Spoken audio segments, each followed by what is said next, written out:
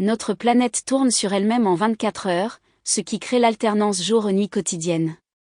Sa vitesse de rotation peut cependant fluctuer légèrement d'un jour à l'autre. Mais depuis quelques années, la Terre tourne sur elle-même à une vitesse inhabituelle. Le 29 juin dernier, elle a ainsi établi un nouveau record en effectuant un tour complet en 24 heures moins 1,59 millisecondes. Une accélération qui reste à ce jour inexpliquée. La durée du jour est définie comme la différence entre le temps mis par la Terre pour effectuer une rotation complète sur son axe et 24 heures, soit 86 400 secondes. Si cette durée augmente, cela signifie que notre planète tourne plus lentement, à contrario, si elle diminue, cela indique que la Terre tourne plus rapidement. Il est connu que sur de longues périodes de temps, notre planète tend à ralentir. C'est d'ailleurs la raison pour laquelle le Service international de la rotation terrestre et des systèmes de référence, IRS, basé à Paris, a instauré une seconde intercalaire, un ajustement annuel visant à aligner le temps universel coordonné, UTC, à la réalité astronomique. Or, depuis quelques années, on observe le phénomène inverse, la Terre tourne sur elle-même de plus en plus vite. La rotation la plus rapide jamais enregistrée. Les preuves de cette accélération étaient particulièrement nombreuses en 2020. Les scientifiques ont enregistré cette année-là les 28 jours les plus courts depuis les années 1960. Le 19 juillet 2020, la Terre a effectué une rotation en 24 heures moins 1,4602 millisecondes.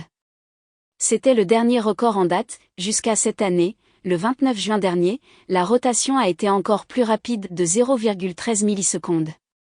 Ce fut le jour le plus court jamais enregistré depuis que les horloges atomiques sont utilisées pour mesurer la vitesse de rotation de la Terre.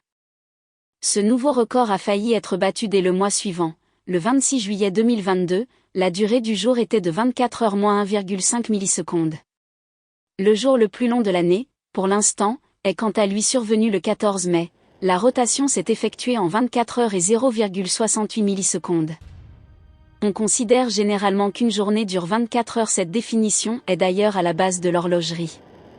Mais dans les faits, ce n'est pas tout à fait exact. En termes de temps solaire, chaque jour est généralement légèrement plus long ou légèrement plus court que 24 heures, comme on peut le voir sur le graphique ci-dessus.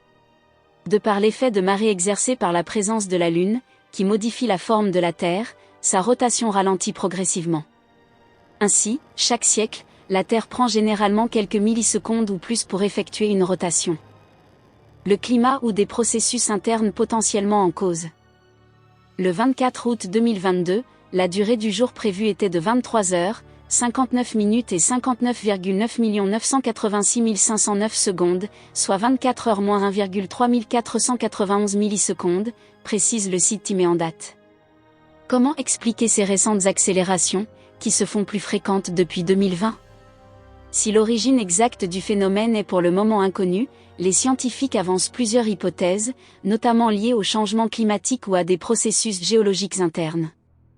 La fonte des glaciers au pôle et la fluctuation de masse qu'ils entraînent, les mouvements au sein du manteau terrestre ou encore l'activité sismique de la planète pourraient être des pistes d'explication.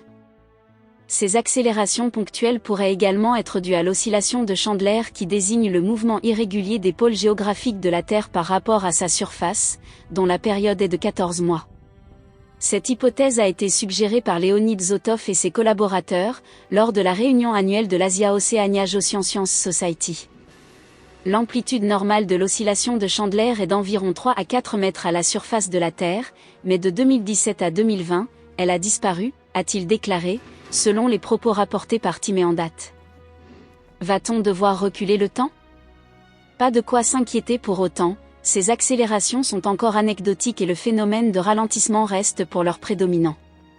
En revanche, si la durée du jour continue à diminuer, pour maintenir le temps universel coordonné au plus proche du temps solaire, l'IRS pourrait peut-être bientôt avoir à décider d'insérer une seconde intercalaire négative pour la toute première fois depuis 1972, date à laquelle a été introduit le système des secondes intercalaires. Or, l'insertion d'une seconde intercalaire négative impliquerait de reculer nos horloges d'une seconde, ce qui pourrait potentiellement provoquer des dysfonctionnements au niveau des systèmes informatiques. Le professeur Zotov se veut néanmoins rassurant. Je pense qu'il y a 70% de chances que nous soyons au minimum et nous n'aurons pas besoin d'une seconde intercalaire négative, a-t-il affirmé.